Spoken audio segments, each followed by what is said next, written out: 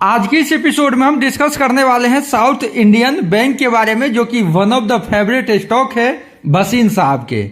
इस समय देखेंगे कि जो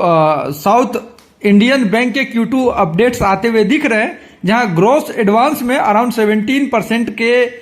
ग्रोथ का एक्सपेक्टेशन है, वहीं डिपॉजिट 2% तक का यानी फ्लैट पॉजिटिव दिखेगा।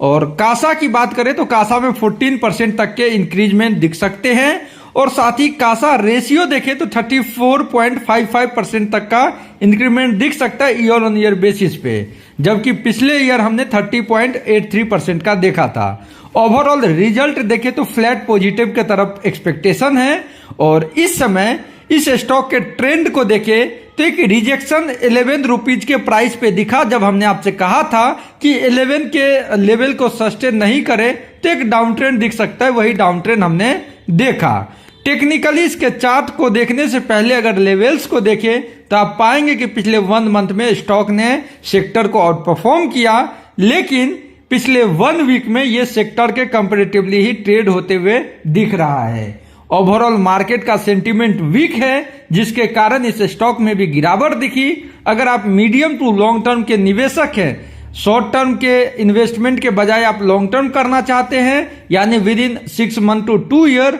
तो 8 रुपीज से लेकर के 8 रुपीज 50 पैसे तक का एक अपॉर्चुनिटी हो सकता है, जहां पहला इमीडिएट टारगेट 11 रुपीज तक का टारगेट दिखेगा, और उसके बाद का नेक्स्ट टारगेट देखें तो 20 तक के लेवल्स यानी यहां से 100% तक का return with in maximum 2 year के ड्यूरेशन में दिख सकता है।